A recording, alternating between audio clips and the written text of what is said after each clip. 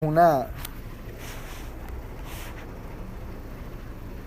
Es maravilloso como comienza, de hecho el capítulo entero, ¿no? Pero el comienzo de Primera Juan, donde empieza a describirnos, como bien decía el hermano, empieza a describirnos Juan la experiencia que tuvo mientras caminaba con el Señor y cómo lo que nos está enseñando y de lo que nos está hablando y de lo que nos va a hablar durante toda la epístola lo trata con todos los sentidos humanos. Y empieza que lo han oído y luego que lo han visto, que lo han contemplado utilizando la mente, que lo palparon sus manos, el tacto físico, y luego nos da la descripción al verbo de vida. Y es maravilloso porque, como decía el hermano Benjamín, ahí hace referencia a cómo él comienza el Evangelio, que el verbo se hizo carne. Entonces, pero un poco también aquí está aludiendo a la palabra, el verbo que se hizo carne, el verbo de vida. Sabemos que el mismo verbo que se hizo carne, que es el verbo de vida, que es el Señor Jesús, dijo en sus propias palabras: yo soy el camino, la verdad y la vida. Él se lo proclamó, él se lo adjudicó, porque eso es su verdad, su esencia. Y entonces aquí hace un paréntesis en el versículo 2 como para explicarnos un poquito, que veamos lo que han sentido, oído, escuchado, visto sus ojos. Porque la vida fue manifestada. Por eso es que mis oídos la escucharon, por eso es que mis ojos la vieron, por eso es que mis manos la tocaron, por eso es que mi mente la contempló, mi corazón la contempló, porque se manifestó, porque no quedó escondida, no estaba en lo oculto, no es una teoría, no es algo que leemos en la Biblia y ya, sino se manifestó. La tenemos a nuestro alcance, caminó junto a nosotros. Y dice, la hemos visto, por lo tanto testificamos y os anunciamos la vida eterna. Porque ese es el verbo de vida, está hablando de una vida eterna, la vida en abundancia, esa vida eterna prometida en Él. Porque Él es el verbo eterno, por lo tanto no puede ofrecernos menos que la vida eterna, porque esa es su esencia. Y Juan está diciendo, escúchenme bien, esta palabra es la palabra de vida, es el verbo de Dios. Y luego el 3 dice, y continúa aludiendo a esta importancia, lo que hemos visto y oído, eso anunciamos para que también, el propósito, ¿por qué se lo anunciamos? Para que también vosotros tengáis comunión con nosotros. Y después dice, pero más que la tengan con nosotros, es que verdaderamente es con el Padre y con el Hijo Jesucristo que vamos a tener comunión. Pero porque nosotros la tenemos con el Padre y Jesucristo, vosotros a quien yo ahora anuncio esto que he escuchado, que mis ojos han visto, que mis manos han palpado, que mi mente ha contemplado, esto que se manifestó, la vida, ahora ustedes por fe tienen acceso a ella. Nosotros aquí tenemos acceso al verbo de vida. También nosotros lo podemos escuchar, palpar, contemplar, porque se nos ha revelado. Lo tenemos en su palabra. Y Juan no quiere que lo perdamos. Ellos fueron testigos oculares y vivieron un momento particular que nosotros no vivimos ahora. Y ahora tenemos que verlo en la fe. Pero la palabra está aquí precisamente como el verbo de vida. La palabra es la luz que ilumina nuestro camino para encontrarlo a Él, para encontrar la vida eterna. Juan, el Señor en su palabra dice que el Evangelio o los Evangelios es el poder de Dios dado a los hombres para salvación, para encontrarlo. Y dice el 4, para que veamos, estas cosas os escribimos para que vuestro gozo sea cumplido. El gozo de tener la esperanza de una vida mejor, de una vida eterna, de una comunión con Dios.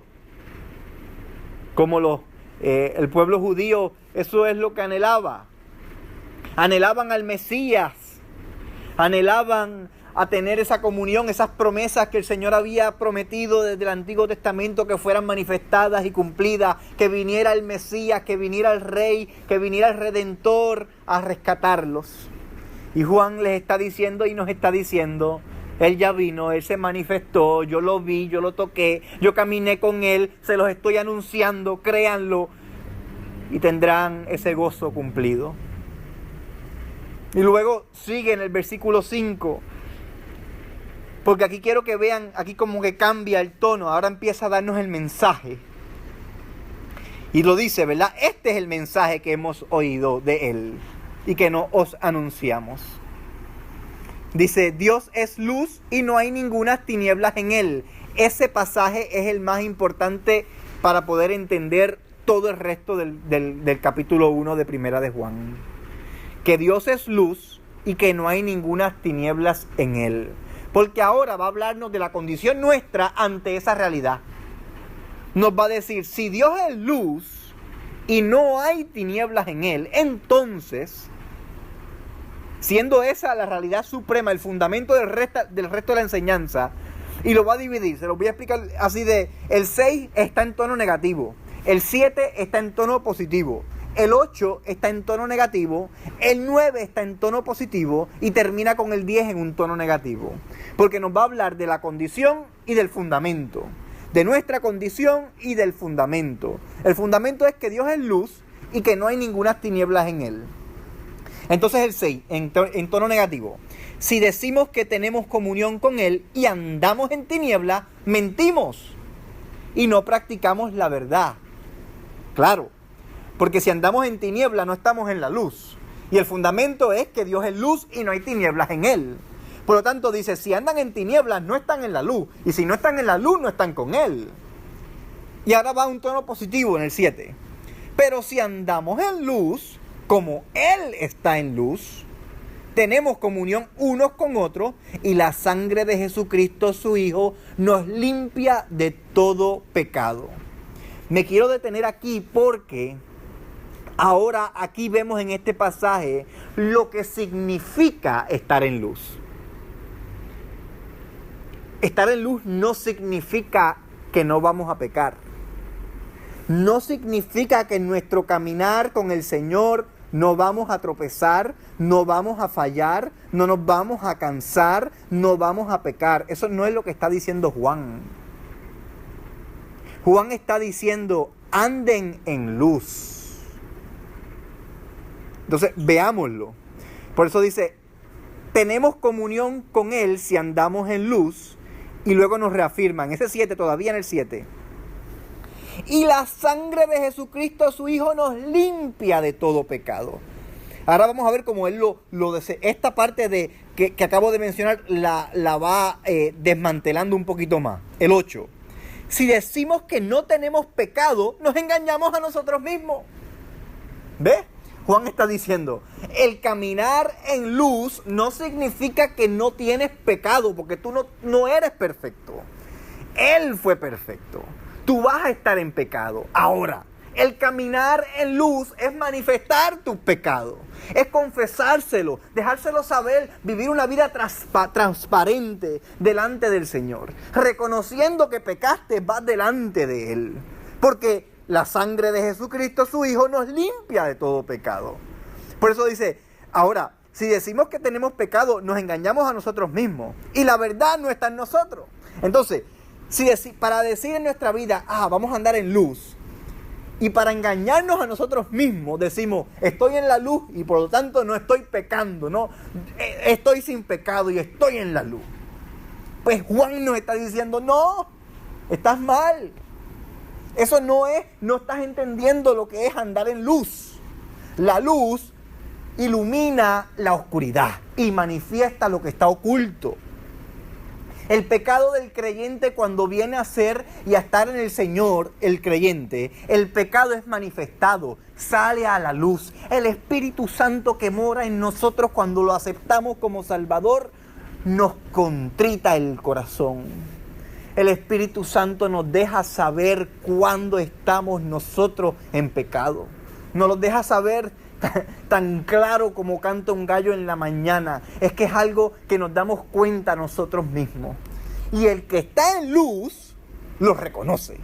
Y el que está en luz, cae de rodillas delante del Señor, reconociendo que la sangre de Cristo lo limpia del pecado. Manifiesta su pecado, no lo esconde.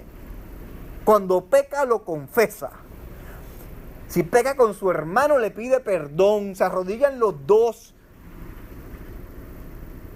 Y es importante porque a menudo leemos estos pasajes y creemos que estar en luz es vivir como santos.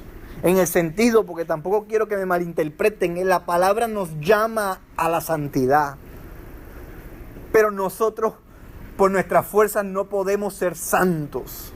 Tenemos que depender. Parte de crecer en la santidad es reconocer que dependemos plenamente de la santidad pura y plena de Jesús. Entonces dice, el 8, ¿verdad? Si decimos que no tenemos pecado, nos engañamos a nosotros mismos y la verdad no está en nosotros. Ahora va el 9, ahora vamos a lo positivo de nuevo. Si confesamos nuestros pecados, Él es fiel y justo para perdonar nuestros pecados y limpiarnos de toda maldad. Porque así es que andamos en luz. Si confesamos nuestros pecados, es decir, la luz manifiesta los pecados, los traemos a Él, los confesamos y Él es justo para perdonar nuestros pecados y limpiarnos de toda maldad. Y entonces el 10 para terminar, si decimos que no hemos pecado, le hacemos a Él mentiroso y su palabra no está en nosotros. No solamente cuando decimos que no tenemos pecado, no mentimos nosotros mismos, sino que lo hacemos a Él mentiroso porque Él vino a morir por los pecados. Él vino a morir por los injustos. El justo por los injustos. Y cuando tú dices que no tienes pecado, significa que tú no necesitabas a Jesús. Por eso Él dice, yo no vengo a buscar al justo, yo vengo a buscar al quebrantado, al que reconoce que necesita un médico, al que reconoce su condición delante de mí. Ese está en luz. Y es importante que veamos esta verdad porque Juan nos está llamando a caminar en luz. No significa a pretender ser santos, a pretender ser justos, porque ese es otro pecado en sí. Nos está llamando simplemente a reconocer nuestra naturaleza, a caminar humildes delante de Él, reconociendo su autoridad plena en nuestra vida, dándole completa, entera y entero lugar para que juzgue nuestra vida, nuestros corazones, derramarle cada mañana, cada noche, cada tarde, en cada momento nuestros pecados, nuestras faltas, presentárselas. Eso es andar en luz. Andar en luz es sacar todo lo negro que hay en nuestros corazones. Yo estoy seguro que si nosotros pudiéramos proyectar en una pantalla, en la pared, nuestros corazones y nuestros pensamientos, saldríamos todos corriendo de aquí. Porque no hay justo ni aún uno. Solamente Jesucristo el justo, quien murió precisamente para que nosotros pudiéramos descansar en Él, caminar en luz, porque sabemos que somos imperfectos y que Él es el único perfecto y eterno, y en Él está la vida, y Él se manifestó para que pudiéramos confiar en Él. A Él sea la gloria.